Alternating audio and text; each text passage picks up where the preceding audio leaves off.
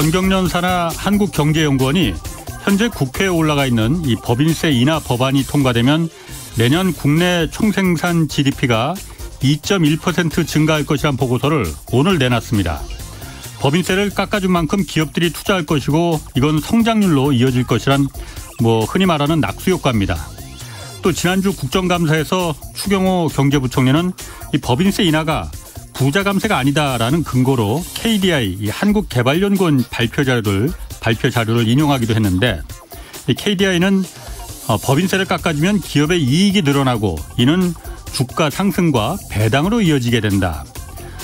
현재 주식 투자가 보편화된 상황이라 일반 국민들에게도 모두 다 이득이다. 이런 아주 신박한 논리의 자료를 국감 바로 전날 발표했습니다.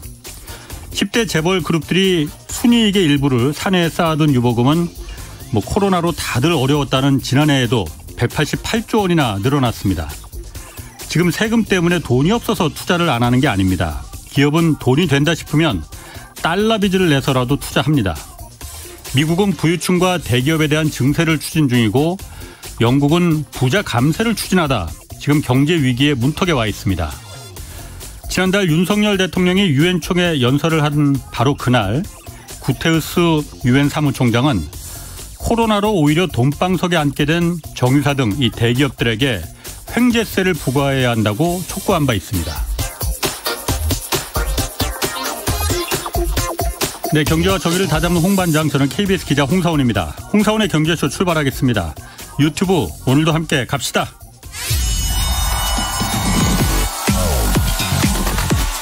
대한민국 경제 오디션 메가 경제스타 K. 여러분, 경제가 어려워서 힘드시죠? 그래서 준비했습니다. 대한민국 경제 오디션 메가 경제스타 K.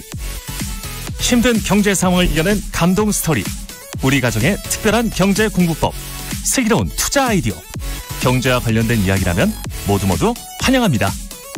총 상금 6천만 원을 준비했습니다. 여러분의 많은 참여 기다립니다. 이 프로그램은 당신의 투자의 길을 춤추게 하는 새로운 투자 플랫폼 탱고픽에서 함께합니다.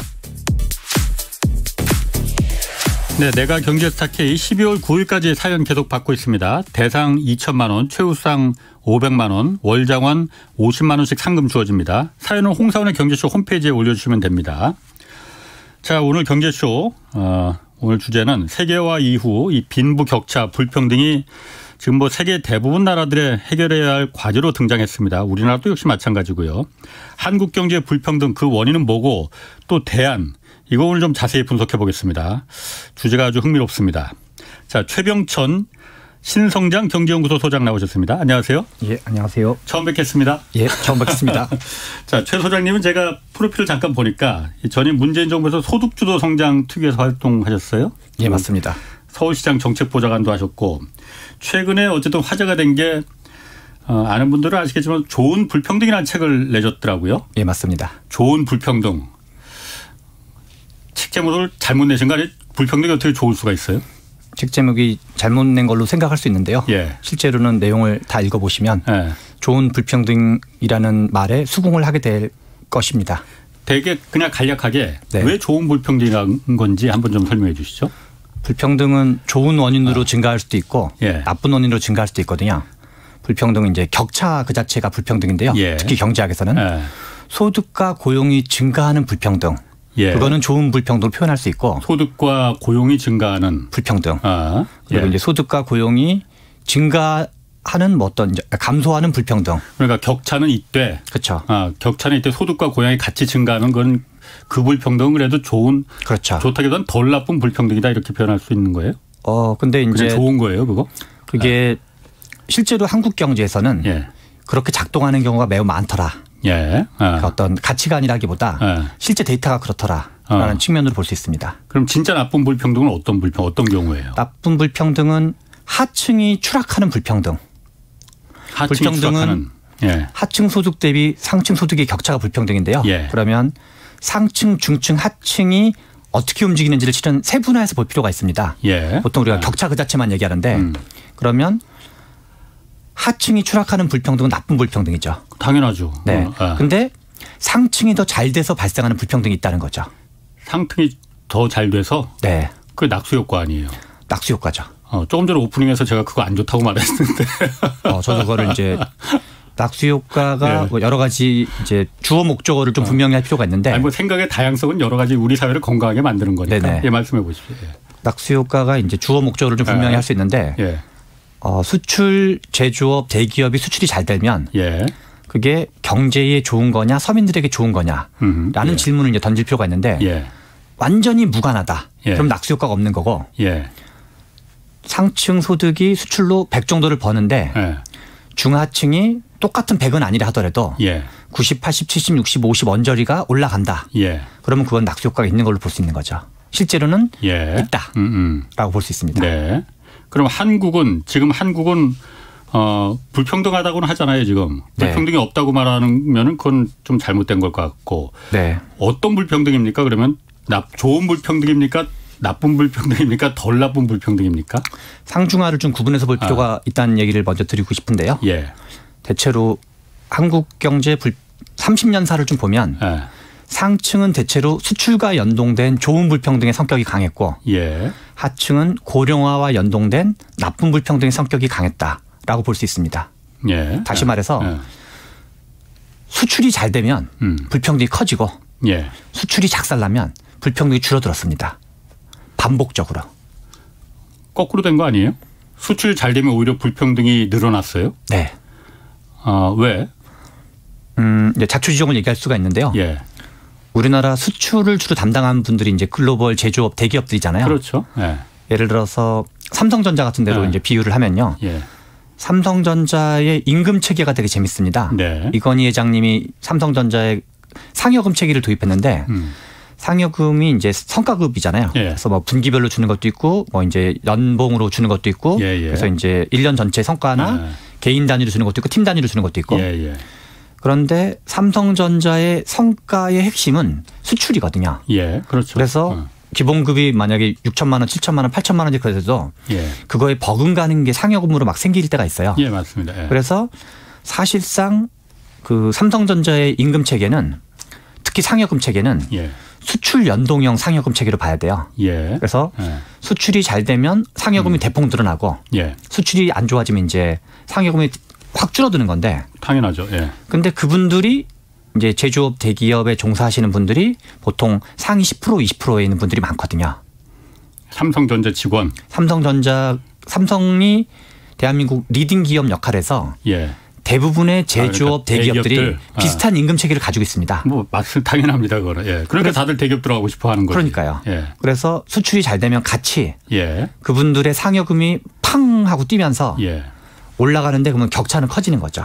그 하위 계층하고 그 대기업에 들어가지 못한 계층하고 뭐 나머지 전부랑. 예. 근데 그래서 그분들이 그러면 소득이 올라가면 예. 우리나라에 뭐 GDP도 올라가고 이제 뭐 소득세도 좀 더 많이 거치고 등등인데 예. 상층 소득이 위로 올라가기 때문에 불평등 자체는 더 커진다는 거죠. 수출이 잘 되면. 야, 그런 면에서. 예, 그렇죠. 예. 근데 예를 들어서 2018년과 19년도가 되게 재밌는데요. 예. 18년도가 약간 반도체 슈퍼사이클이었었어요. 예. 그러면 삼성전자 같은 데가 상여금이 쭉 올라가요. 예. 그래서 상층이 더 위로 올라가는 거죠. 예. 근데 2019년도는 반도체 경기가 좀 안 좋았어요. 예. 그래서 좀 이렇게 하락했어요. 예. 그래서 불평등이 줄어들었어요. 그래서 수출이 안 돼야지 불평등이 줄어든다? 그렇죠. 그래서 예. 반도체 슈퍼사이클이 뭐 역대 최고다. 그럼 또 역대 최고에 준할 정도로 뭔가 잘 되고 있다. 예. 그러면 그 뉴스를 접하시는 분들은 물론 이제 상층 하층의 격차에 따라 좀 다르지만 불평등이 확대될 개연성이 높다라고 짐작해도 크게 틀리지 않다라고 볼 수 있습니다. 그런데 그 부분은 너무 그러니까 어쨌든 소득이라는 게 우리 사회의 불평등은 사실 이 노동 소득에 의한 격차보다도 자산을 얼마나 갖고 있느냐, 이 사람이 금수저로 태어났느냐, 흙수저로 태어났느냐, 부모가 돈이 많았느냐, 적었느냐, 이 자산 소득에 의한 불평등이 훨씬 더 격차가 크고 그게 더 파괴적인 불평등을 의미하는 거잖아요. 지금 말씀하시는 거는 순전히 노동에 의한 소득, 월급이 얼마나 많냐 적으냐 이거로만 따지는 거 아니에요? 그거로만 따져서 이게 불평등을 말하는 건 좀 안 맞는 거 아닌가요? 그 말씀은 일리 있는 말씀이고요. 예. 불평등을 크게 이제 소득과 관련된 불평등, 예. 자산과 관련된 불평등. 그렇죠. 그래서 이제 소득과 관련된 불평등은 임금 불평등이 있고 예. 가구 소득 불평등이 있고 예. 자산과 관련된 불평등 하나는 자산 격차 그 자체. 예. 그건 이제 자산 불평등이 되고 방금 이제 진행자님께서 말씀하신 건 자산 소득 불평등. 예. 근데 자산 소득 불평등은 자산으로 발생하는 소득. 그러니까 돈을 버는. 그거는 실제로는 상위 1% 2% 언저리에서만 좀 비중이 있게 나타나고. 예. 그러니까 마치 고가 미술품은 부자들만 가지고 있다는 얘기랑 거의 약간 비슷한 얘기에 해당하는데요. 그건 그냥 어쩔 수 없으니 그냥 차치하자 이거죠, 그러니까. 그러니까 이제 인구의 좀 극소수고. 예. 예컨대 예컨대 100억 이상 가진 사람이 뭐 다이아몬드를 가지고 있다랑 비슷한 얘기가 되는 거죠. 알겠습니다. 그런데 자산 불평등 자체는 이제 예. 말씀하시는 대로 예. 충분히 되게 중요한 주제인 건 맞는데 좀 이제 데이터가 많지 않은 것도 있고 예. 이 책에서는 이제 말씀하신 대로 이 책에 좀 불평등 일반을 좀 다 다룰 수 없는 거는 예. 이 책에서 이제 비어 있는 부분이라 볼 수 있는 게 자산 불평등 부분 일단은 안 다루고 있습니다. 그 부분은 뭐 좀 일단 우리 사회가 어찌하기에는 너무 좀 해볼 수가 없는 영역이니 그렇기도 하고 노동에 대한 소득 이 불평등을 좀 어떻게 해보자는 그게 두 가지를 다룰 수 있습니다. 하나는 임금 불평등, 가구 소득 불평등. 자산 불평등을 다루려면 또 이제 그 자체가 또 덩어리가 큰 이슈여가지고요. 그렇군요. 네. 그러면은 그 한국 사회 우리 그 경제 불평등 원인에 대해서 보면 5가지 잘못된 통념을 있다라고 그 정리하셨어요. 네. 5가지 잘못된 통념? 네. 그 뭔가요? 저희가 97년도 외환위기 경험이 워낙 강력한 경험이어서 이제 그 시대를 살았던 분들은 다 이제 거의 충격적인 경험이었기 때문에 다 알 텐데요. 그렇죠. 한국 사회가 그 시기 이전과 이후로 나뉘니까. 맞습니다. 그래서 불평등에 관해서 우리가 알고 있는 어떤 5가지 상식 또는 5가지 통념이 있는데 첫 번째는 불평등은 97년 외환위기 이후부터 시작되었다. 시점에 관한 문제고요. 맞습니다. 네. 두 번째는 불평등은 주로 3대 적폐 때문에 생겼는데 적폐란 무엇인가?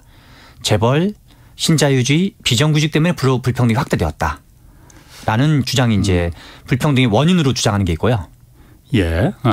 세 번째는 외환위기 직후에 이제 출범한 정부가 이제 김대중 정부였었잖아요. 정리해고제랑 이제 근로자 파견제 등을 수용했었는데 김대중 노무현의 민주정부 10년, 이명박 박근혜 정부의 보수정부 10년, 요 4개 정권이 잘못해서 불평등이 증가되었다라는 정치권 책임론. 그다음에 네 번째는 불평등과 경제성장의 관계에서 불평등은 경제성장에 해롭다. 그렇기 때문에 불평등을 줄이는 것 그 자체가 경제성장에 도움이 된다. 이런 게 이제 불평등과 경제성장의 관계가 네 번째이고요. 그게 잘못됐다는 거죠. 그러니까 지금 4개가 다. 다섯 번째는 주로 이제 국내적 원인으로 발생한다. 앞에 얘기랑도 연결되는 얘기인데요. 그래서 뭐 시점, 원인, 책임, 불평등과 경제성장 관계, 이제 어떤 분석의 단위, 요 5가지 모두가 이제 5가지가 우리가 알고 있는 외환위기 이후 주로 25년 동안 알던 통념인데요. 모두 사실이 아니더라. 라는 게 이제 이 책의 핵심 내용이기도 합니다. 아니 한국 사회 특히 경제적으로 불평등이 그 모멘텀이 됐던 게 그 분기점이 됐던 게 97년 IMF 이후에 나라가 다 절단났으니 일단 기업을 살려서 외화를 벌여야 된다. 그러니 개인들은 좀 국민들이 좀 희생을 하더라도 기업을 우선 살리자 해서 우리 사회가 일종의 합의를 한 거 아닙니까? 그냥 그 기업의 이윤을 자본의 이익을 극대화시키기 위해서 비정규직도 허용했고 파견직 그때부터 아주 못된 그 이런 직업군들이 그 직종이 생겨난 거잖아요. 그때부터 정규직과 비정규직 그리고 원청과 하청의 격차 중소기업과 대기업의 임금 격차 이런 부분들이 그때를 기준으로 해서 확 늘어난 거 아니에요? 그렇게 알고 있는데. 97년이 불평등에 영향을 미친 것 자체는 사실인데요. 97년 외환위기 이후에. 그런데 우리나라에서 불평등 지표가 이제 몇 가지가 있는데 고용노동부가 1980년부터 지금까지 같은 방법론으로 만들고 있는 데이터가 있어요. 그래서 어떻게 보면 장기 시계열로 보면 가장 안정적인 걸로 볼 수 있는 데이터 중에 하나인데요. 재밌는 거는 1980년부터 1994년까지는 불평등이 계속 줄어들어요. 그런데 증가하는 시점이 외환위기 이전이었던 1994년부터 불평등이 증가하기 시작을 해요. 94년부터 말씀하신 대로 97년 외환위기도 이러저러한 이제 불평등 영향을 미친 것 자체는 사실인데 시점으로 봤을 때 시작점으로 봤을 때 94년부터다. 그러니까 외환위기 이전에 어떤 다른 원인으로 불평등이 증가하기 시작했다. 무슨 원인이죠? 결론부터 얘기하면 크게 두 가지였는데요. 하나는 87년도에 하나는 이제 6월 항쟁을 통해서 대통령 직선제를 쟁취하고 예. 그게 이제 87년도 6월에 있었던 일이고 예. 7월달, 8월달, 9월달에 이제 민주노조 설립운동, 노동조합 설립운동이 광범위하게 벌어져요. 예. 저기 이제 울산에서부터 시작해서 경부고속도로를 타고 이제 역으로 쫙 올라오는데요. 예. 그거를 이제 사회학자분들은 7, 8, 9 노동자 대투쟁이라고 표현하는데 그래서 87년, 88년, 89년, 90년, 91년 예. 한 5년 내외 정도 이때 현재 우리나라에 존재하는 노동조합의 절반 이상이 다 그때 만들어져요. 그렇습니다. 예. 네. 예. 그래서 근데 우리나라 제조업의 경쟁력 방식은 약간 인건비를 쥐어짜서 저숙련 노동 집약적인 수출 제조업이 많았었거든요. 그 당시에. 그렇죠. 예. 그래서 그쪽 분야가 뭔가 경쟁력을 잃기 시작하는 게 하나가 있고 그래서 이제 어떤 노동운동과 이제 임금 인상, 생산성을 상회하는 임금 인상이 하나가 있었고 두 번째는 92년도에 중국이 덩샤오핑이라는 사람이 뭐 천안문 사태로 이러저런 위기를 겪다가 예. 공산주의권이 붕괴하면서 예. 92년 연초에 자기의 지지 기반이 가장 강한 남쪽 지역을 중심으로 남순 강화라는 걸 해요. 그래서 뭐 지난번에 코로나가 터졌던 우한이라든가 뭐 산터우라든가 선전을 주로 이제 연안 지역, 대만과 홍콩 바로 건너편에 있는 중국 내륙 지역 그쪽에서 남순 강화를 하면서 92년도를 분기점으로 중국이 수출 중심 공업화 노선을 전면화하고 동시에 92년 8월 24일 날 한중 수교가 체결이 돼요. 그렇죠. 예. 그래서 국내적으로는 임금이 많이 오르고 있던 중이었고 한중 수교가 체결이 되니까 예. 우리나라의 임금 인상을 싫어하는 기업 하시는 공장 쪽인 분들이 대거 중국으로 이전을 하게 돼요. 임금 인상 뭐 지금도 사장님들 다 싫어합니다. 그렇죠. 그리고 예. 한중 수교가 되면서 예. 이제 제가 책에서는 자본가 계급이 중국 공산주의로 피난을 갔다. 예. 저임금을 찾아서라고 이제 표현을 했었는데요. 그래서 그게 이제 해외 직접 투자 FDI라고 보통 그러죠. 예. FDI가 92년을 분기점으로 팡 하고 증가가 돼요. 그게 세계화죠. 예. 그렇죠. 그런데 우리나라가 이제 그걸 먼저 겪게 되는데요.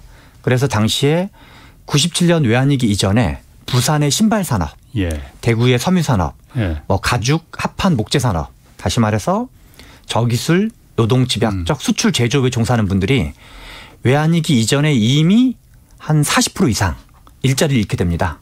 예. 그래서 불평등을 개념 정의하면 하층 소득 대비 상층 소득의 격차로 정의할 수 있는데요. 그러면 불평등이 증가하는 건 논리적으로 세 가지인데 상층이 오르거나 하층이 꼬꾸라지거나 예. 중간이 얇아지는 경우인데 예. 94년도 한중 수교 이후에 또는 중국이 본격적으로 이제 수출 중심 공업화 노선을 전면한 이후에는 중간이 얇아지는 거죠. 예, 중산층이 괴멸됐죠. 그렇죠. 예. 그래서 그건 한국만 그런 게 아니고 미국도 그랬고 전 세계가 다 그랬습니다. 맞습니다. 예. 그게 바로 세계화가 잘못됐구나. 누군가 진짜 돈을 버는 왕서방은 따로 있구나라는 걸 나중에 느낀 거거든요. 맞습니다. 바로 세계화라는 게 한국 정부의 정책으로 된 게 아니라 그렇죠. 세계적인 환경으로 된 거여가지고 아까 전에 말씀드린 그럼 미국이 주도한 거죠. 팍스 아메리카나의 일환으로. 미국이 주도한다고 볼 수도 있는 거고 예. 이제 중국이 개혁 개방하는 것 자체는 미국이 뭐 압력을 넣어서 했다기보다 덩샤오핑이라는 사람이 이제 주도해서 했다고 볼 수 있는데요. 예. 물론 이제 미국은 79년 한중 수교 아니 이제 미중 수교 체결이라든가 예. 등등 이제 이러저런 편의를 이제 봐줬죠. 근데 다만 89년 천안문 시위 이후에 미국과 서방 선진국들은 제재를 하던 중이었어요. 예. 그 이제 천안문 시위에 대해서 이번엔 뭐 러시아 제재하거나 얼마 전에 미얀마 제재했던 것처럼. 예. 근데 이제 노태우 정부가 북방 외교를 하면서 중국이랑은 이제 그때 제재를 하는 게 아니라 오히려 수교를 맺었죠. 예. 그래서 한편으로는 92년 한중 수교를 분기점으로 94년부터 불평등이 증가하기 시작했다. 그래서 중국으로 그러니까 말씀하시는 거는 중국으로 그러니까 모든 공장들이 그동안에 거기서 노동소득을 벌어먹고 처자식 먹여 살리던 그 노동자들의 소득이 그때부터 중국으로 다 넘어가면서 줄어들었다. 그래서 그렇죠. 이제 그게 이제 불평등의 시작이 됐다. IMF가 그렇죠. 아니고. 그렇죠. 그래서 예. 하나는 중국으로 공장을 이전한 게 있고 예. 설령 중국으로 공장을 이전하지 않았다 하더라도 예.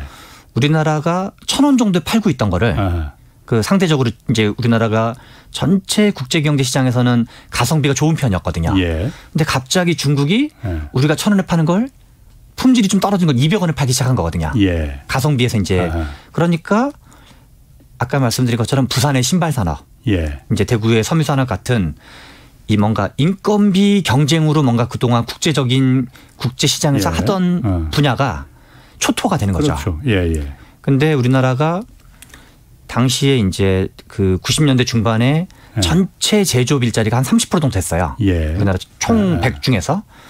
근데 저기술 노동집약적 제조업에 있는 분들이 제조업에서는 하단이었지만 전체 노동시장으로 보면 중간 정도 해당하셨거든요. 예. 그래서 말씀하신 대로 중간이 통으로 사라지면서 예. 위아래로 이제 뭔가 흩어지면서 불평등이 증가하기 시작한 거죠. 그러니까 그래서 중국의 요인이다. 한중수교가 우리나라 불평등의 시작이었고 심지어는 7, 8, 9 노동대 대투쟁을 안 했다 한들 예. 중국이 워낙 싸게 치고 오기 때문에 예. 어차피 이제 그 가파르기의 속도의 차이는 좀 있었을지언정 예. 결국은 이제 불평등이 중국 경제의 부상과 연동해서 불평등이 시작되었다. 1992년에 한중 수교가 되고 그래서 한국의 그 공장들이 많이 네. 중국으로 이전하면서 네. 그래서 94년부터 네.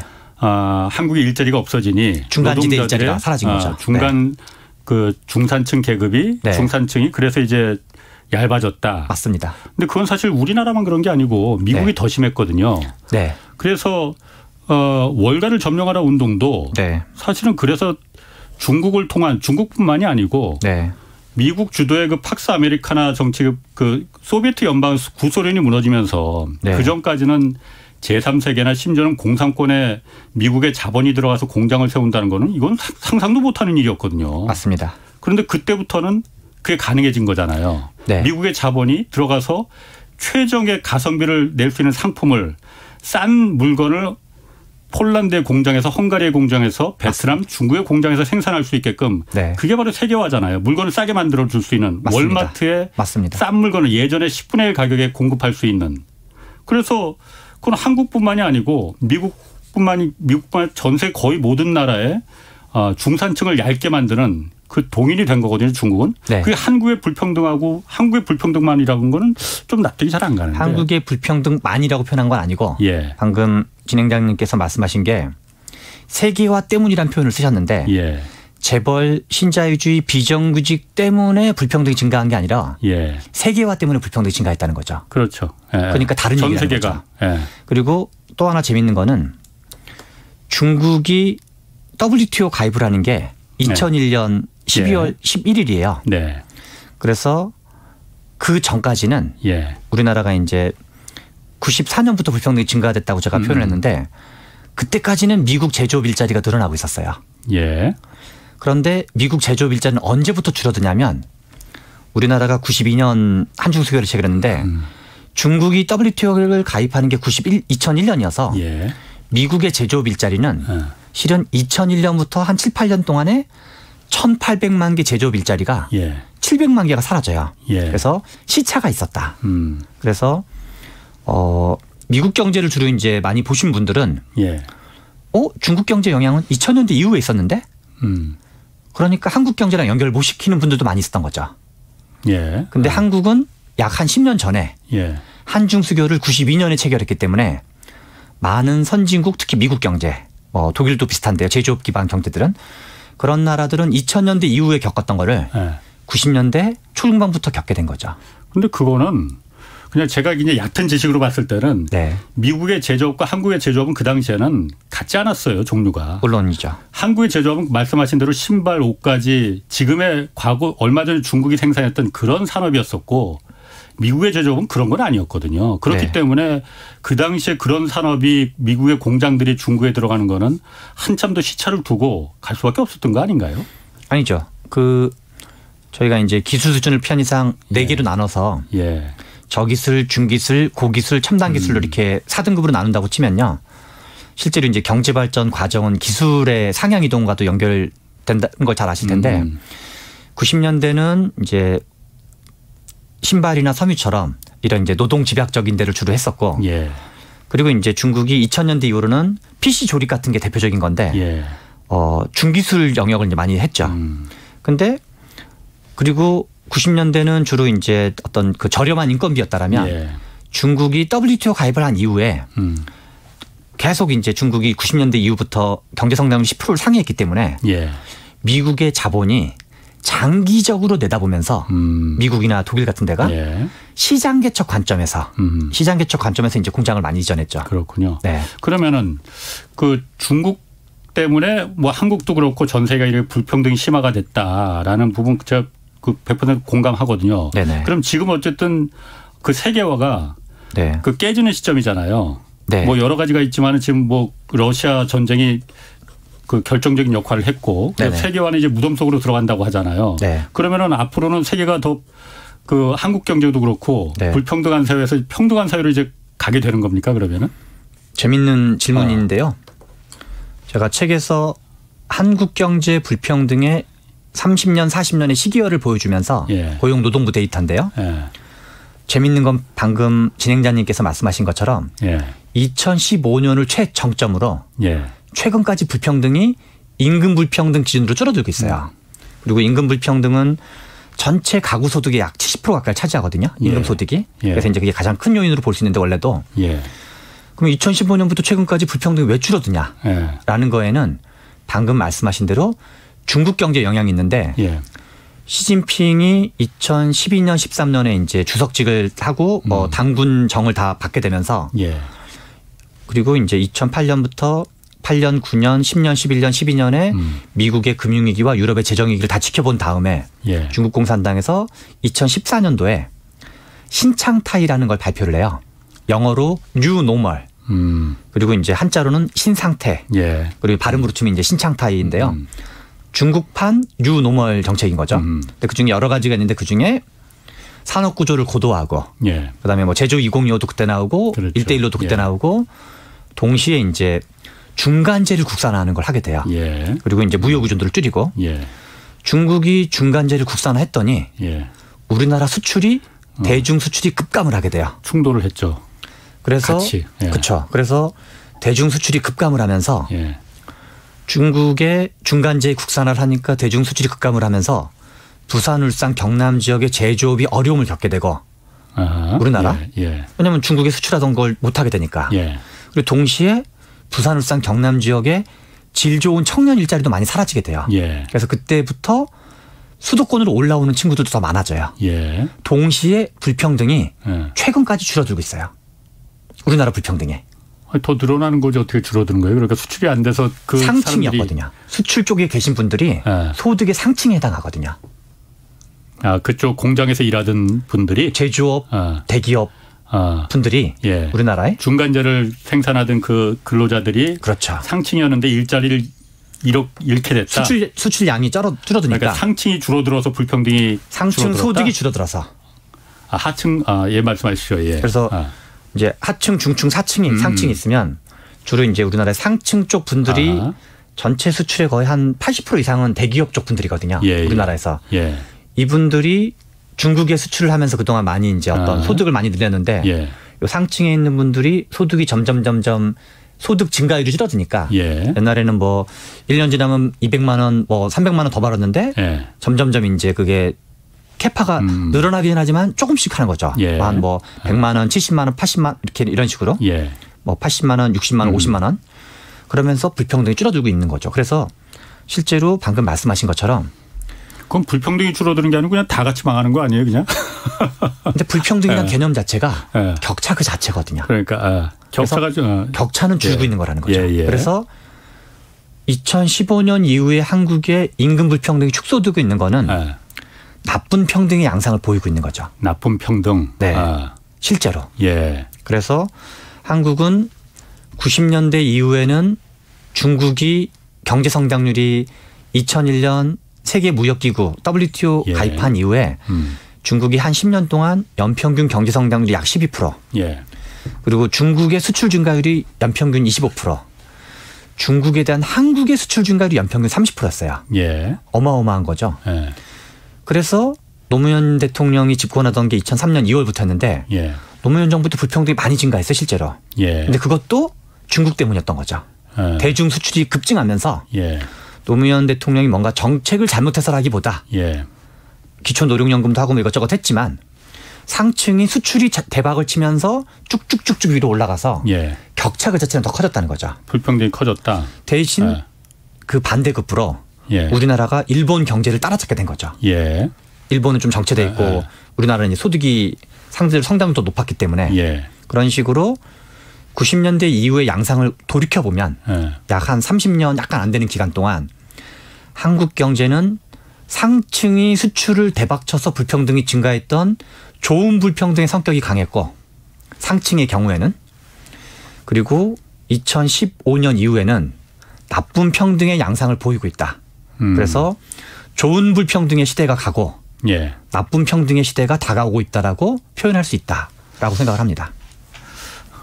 뭔가 평등하면 좋은 거고 불평등하면 나쁜 거라고 우리는 이미지를 갖고 있는데 그러면은 그 좋은 불평등, 나쁜 평등보다는 좋은 평등이 좋다는 거잖아요. 좋은 불평등이. 좋은 불평등이. 그게 좋은 불평등이 수출을 잘해서 대기업들이 수출을 잘해서 거기서 소득이 상층의 소득이 늘어나니까 네. 그로 인해서 하층도 같이 이제 끌고 올라가더라. 네. 그래서 이제 그런데 다만 그 격차는 더 커질 수밖에 없다. 지금은 심지어 줄어들고 있다. 지금 심지어 줄어들고 있다. 그런데 안 좋은 방향으로 줄어들고 있다. 그런데 사실 그렇게 보면은 과거 예전에는 그러니까 미국도 그렇고 1950년대 60년대 그때만 해도 기업이 잘 되고 그러면은 노동자들의 소득도 같이 비례해서 올라갔었잖아요. 맞습니다. 근데 그 어느 순간부터는 임금이 정체가 됐잖아요. 기업의 자본의 이득은 계속 증가하는데 노동자들의 소득은 정체되는 시기가 계속 있었다면 그래서 임금 없는 성장이라고도 말을 하잖아요. 네, 맞습니다. 그럼 그게 그러면은 좋은 불평등이라는 거예요? 그런 상태가 바람직하다는 건가요? 같이 끌고 올라가야 되는 거 아니에요? 그런데 이제 미국에서 이제 한국도 그렇고 지금 최 소장님 말씀하시는 거 제가 잘 이해를 못해서 그런지 그러니까 100이라는 어쨌든 수출이 잘 돼서 100이라는 이득이 남았으면은 거기서 옛날에는 기업이 50을 갖고 가고 나머지 노동자들이나 하층 계급 경제적 약자가 이제 50을 같이 반반씩 나눴다면은 지금은 그게 불평등이 커져서 수출이 잘 돼서 불평등이 커지니까 상층 계급이 80을 갖고 가고 노동자가 20을 갖고 가는데 20이라도 갖고 가는 게 어디냐. 불평등은 커졌지만 이거는 그래도 격차가 커졌으니까 불평등은 커졌지만은 20이라도 갖고 가니 좋은 거 아니냐.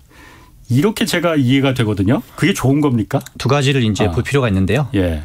하나는 이것이 지난 30년간의 어떤 패턴을 분석하는 거에 관한 얘기인데 가치관 논쟁의 성격보다는 팩트가 어떤지에 대한 사실관계 문제가 하나 있다. 수출이 잘 될 때 불평등이 커졌는데 이것을 실제로는 수출이 잘 될 때 불평등이 커지고 수출이 안 좋아질 때 불평등이 줄어들었다. 요거는 이제 제가 그런 걸 주장하는 게 아니라 그게 팩트더라. 이게 이제 하나 좀 볼 필요가 있고요. 물론 하층 소득이 더 많이 오르면서도 경제가 잘 되고 수출이 잘 되면 더 좋겠지만 한국의 경제 구조상 실제로는 그렇지 않더라. 또 하나는 한국의 전체 GDP에서 수입분은 빼고 수출분만 차지하는 게 많을 때는 50% 지금 한 40% 정도 되거든요. 그러면 우리나라가 1년 GDP가 한 2천조 원 가까이 되는데 2천조 원에서 약 한 800조 원 가까이는 이제 수출과 연동된 거죠. 그래서 수출의 성과가 연동되는지에 따라서 특히 이제 상층에서 800조 원이 만들어졌다가 안 만들어졌다 하면서 그게 이제 뭔가 내수에 영향을 미치고 있는 거죠. 한국의 실제 구조는 한국의 수출 중심, 대기업 중심 뭐 등등이 이제 뭐 그 공도 있고 가도 있겠지만 미우나 고우나 한국 경제 구조가 실제로는 대외 의존형 구조가 많이 있으면서 수출과 대기업의 비중이 크면서 한국 경제 중추를 형성하고 있는 것이니까 실은 불평등도 그가 유사하게 수출과 연동해서 움직였더라. 특히 상층은. 다만 하층은 그렇진 않습니다. 하층은 고령화랑 연동된 측면이 훨씬 많습니다. 뭐 고령화 얘기는 뭐 차치하고라도 간단하게 보면은 어쨌든 자본이라는 게 자본시장이라는 게 돈이 많은 사람이 돈을 번다고 하잖아요. 그러니까 그냥 놔두면은 통제 안 하고 그냥 놔두면은 자본은 더 많은 그 파일을 갖고 가기 위해서 노력하는 게 당연합니다. 그걸 욕할 수는 없어요. 그걸 통제하는 게 바로 국가의 역할인 거, 국가의 기능인 거잖아요. 그래서 지난 뭐 그 최 소장님 전임 정부에서 소득 성장 소득주도 성장 특위에서 활동하셨으니까 그래서 전임 정부에서 그걸 그냥 놔두면 자본은 더 많은 이득을 뭐 80이 아니라 90을 갖고 가려고 하니 하층 계층이 20이라도 갖고 가는 게 어디냐 이거라도 먹는 게 좋은 거 아니냐라는 그거보다도 네. 20을 조금 더 높여서 30, 40까지 올려주기 위해서 소득주도 성장을 추진한 거잖아요. 그래도 최저임금도 10,000원까지 올리자. 그래서 낙수 효과라는 건 없으니 하층 계층한테 국가가 직접 통제 지원을 해서 이른바 분수 효과를 하자라는 거였잖아요. 네, 맞습니다. 그럼 그게 잘못된 겁니까 그러면은? 하층을 도와주려는 정책은 그 자체로 항상 바람직한 건데요. 예. 두 가지로 이제 하나는 임금 노동자 내에서의 하층이 있을 수가 있고, 예. 우리나라가 보통 이제 15세 이상 인구 전체를 이제 경제 통계 같은 거나 고용 통계 같은 걸 발표하는데, 예. 국제기구에서 15세 이상으로 하는 이유는 다른 제3세계 많은 나라들은 예. 중학교 정도만 졸업하고 취업을 하는 경우가 되게 많아요.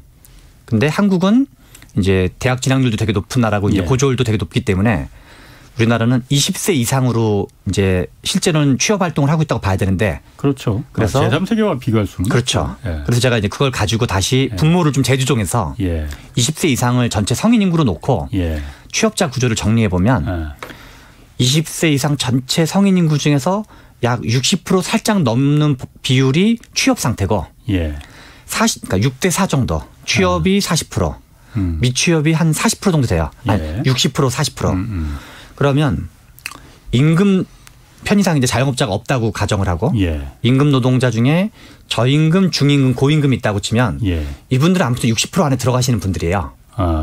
저임금을 받는다 하더라도. 그렇죠. 예. 왜냐하면 전체 100명 중에서 60명 안에 들어가 있거든요. 예. 40명은 어떤 분들이냐면 비노동인 거야. 주로는 이제 노인분들이 제일 많고 그렇겠죠. 부분적으로 이제 전업주부분들이 있는데 예. 그러면 크게는 이제 소득주 성장 정책이 하나는 어떤 노동 정책, 어떤 이제 노동자들의 소득을 올려주는 정책이 있고 예.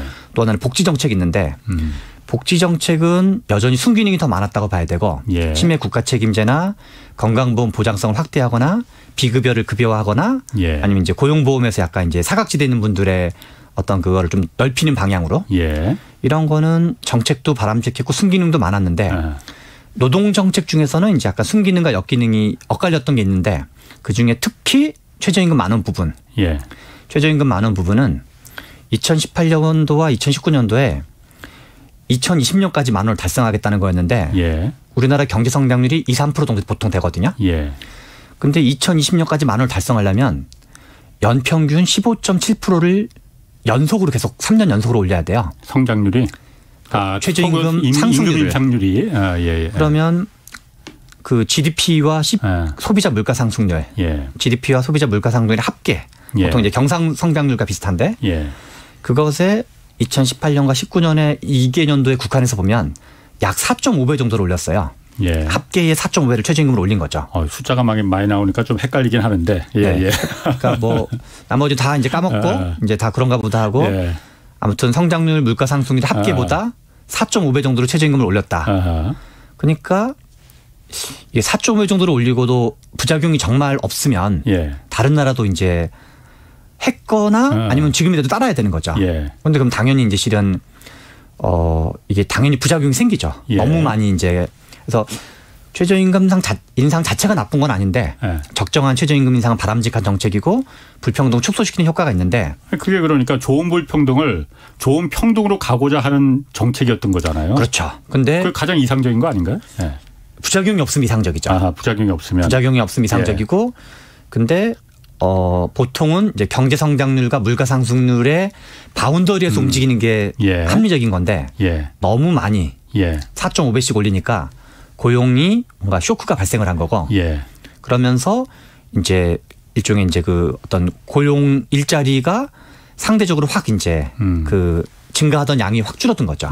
그래서 제가 이제 책에서는 1991년부터 2020년까지 총 30년간의 경제 위기가 있던 연도가 4개 연도가 있었어요. 외환위기, 카드 대란 위기, 글로벌 금융위기, 코로나 경제 위기. 4개 연도를 분모해서 제거하고 26년 평균치를 일자리를 구하면 연평균 40만 명씩 늘어났었어요. 4개 연도를 아예 그냥 분모해서 제거하고. 근데 최저임금 논란이 특히 많이 되었던 2018년도에는 9.7만 명이 늘어났어요. 예. 그러니까 연평균 보통 이제 훨씬 줄었다 이거죠. 그렇죠. 한 이제 4분의 1 정도만 늘어난 거죠. 예. 한 최저임금이 너무 많이 올라서 쓰질 않았다 이거죠. 그러니까. 그렇죠. 상대적으로 이제 아니면 있던 분들이 좀 이제 덜 쓰거나 아니면 이제 있던 분들이 좀 이제 이러저런 불이익을 당하게 되나 고용에서의. 그래서 그러면 이제 일자리가 가지는 이제 효과가 있는 건데 소득 상승 효과나 등등 있는데 그거를 너무 그러니까 뭐 분수 효과를 지향하는 것 자체는 나쁜 게 아닌데 그 방법이 이제 부작용이 발생하면 취지랑 좀 다르게 작동되는 거거든요. 그 부분은 그런데 네.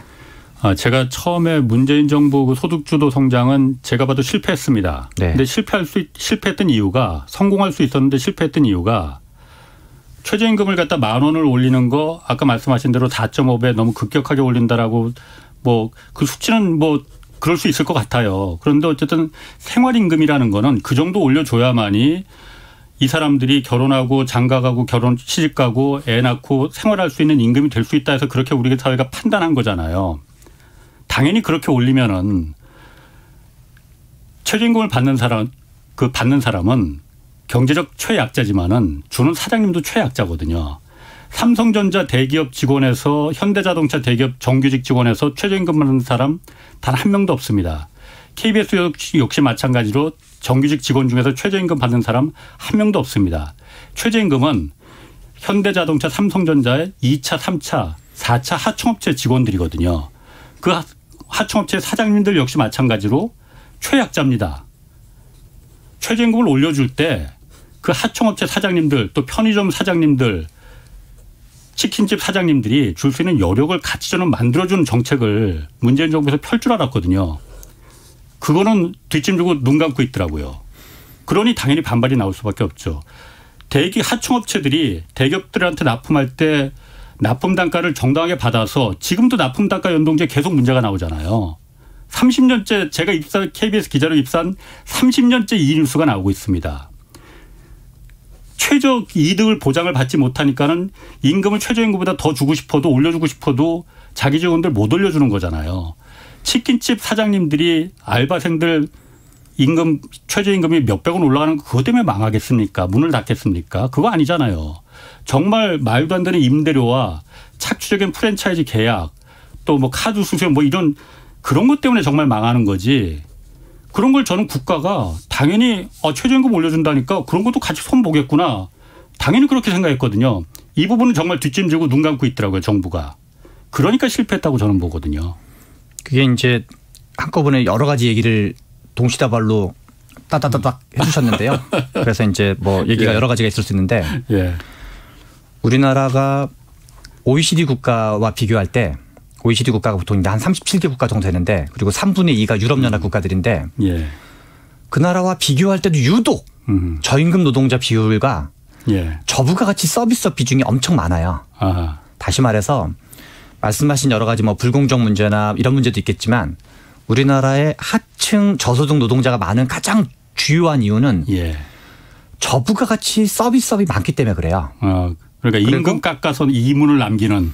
그렇기도 하고 저부가가치의 대표적인 데가 음식, 숙박, 도소매업, 농림업, 그다음에 이제 파출부를 비롯한 이제 기타 개인 서비스업. 여기가 전체 취업자가 한 37% 정도 되거든요. 그럼 그게 전체 성인 인구로 치면 1,000만 명 정도 돼요.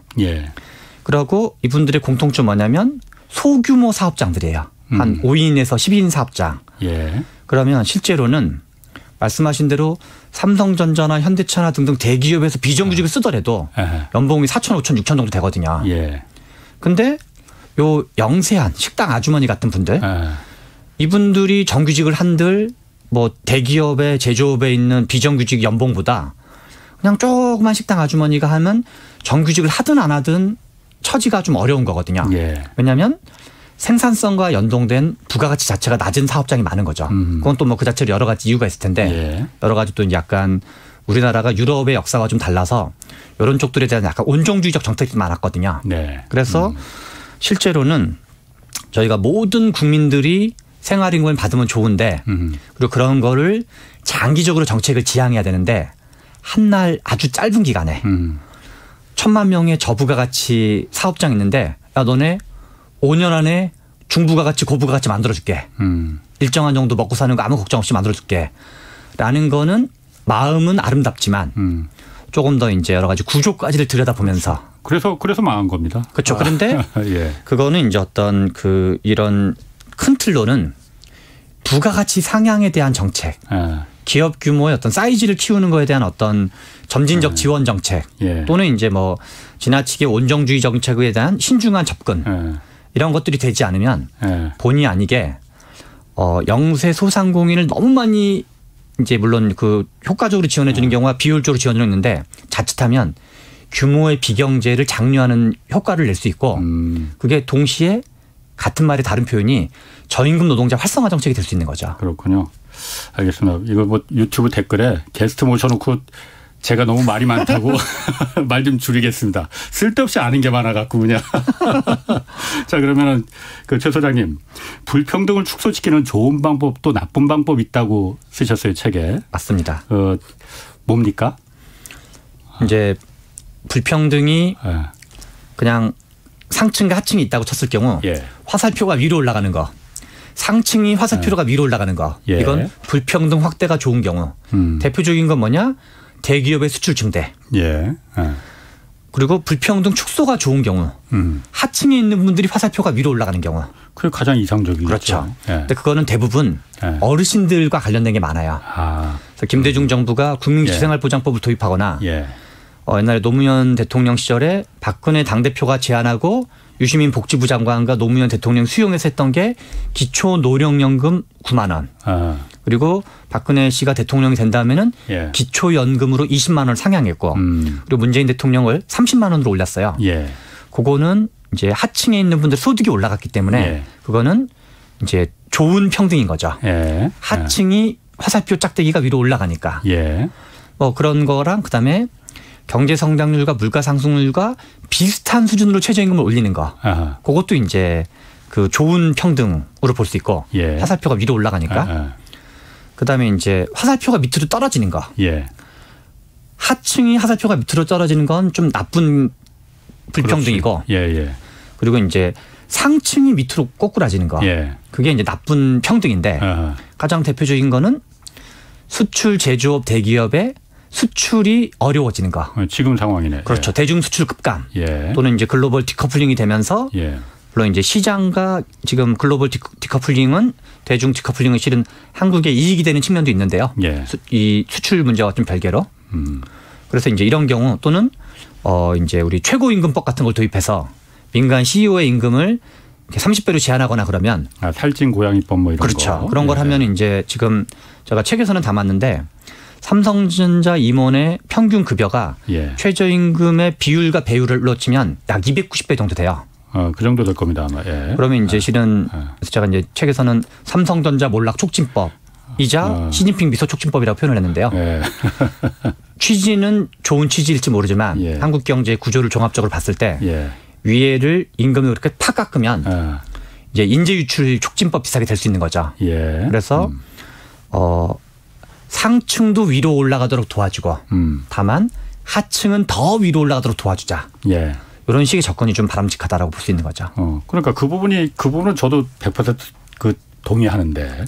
자, 그러면은 뭐 시간이 그렇게 많지 않기 때문에 그 윤석열 정부가 그럼 지금 감세를 통한 낙수 효과 표방하고 있잖아요. 그럼 이렇게 되면 불평등이 좀 줄어드는 겁니까? 그럼 최 소장님 말씀대로 한다면은? 불평등이라는 게 뭐 여러 가지 수치로 따질 수 있는데요. 보통 이제 임금 불평등 또는 이제 가구소득 불평등을 하는데요.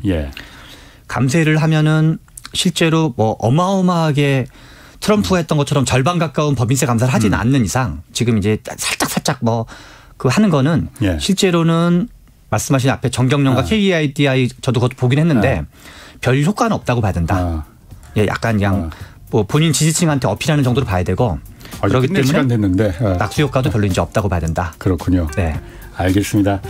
오늘 하여튼 재밌는 얘기 잘 들었습니다. 제가 너무 많이 많아서 미안합니다. 무슨 말씀을. 괜찮습니다. 자, 지금까지 최병천 신성장 경제연구소 소장이었습니다. 내일은 오건영 부부장과 함께 그 한국은행 금통위 금리 인상 결과 자세히 좀 분석해 보겠습니다. 지금까지 홍사훈의 경제쇼였습니다. K 드라마 And the Oscar goes to Parasite. K-무비, K-팝, 세계를 뒤흔들고 있는 K 열풍. 이제 최경영의 최강 시사.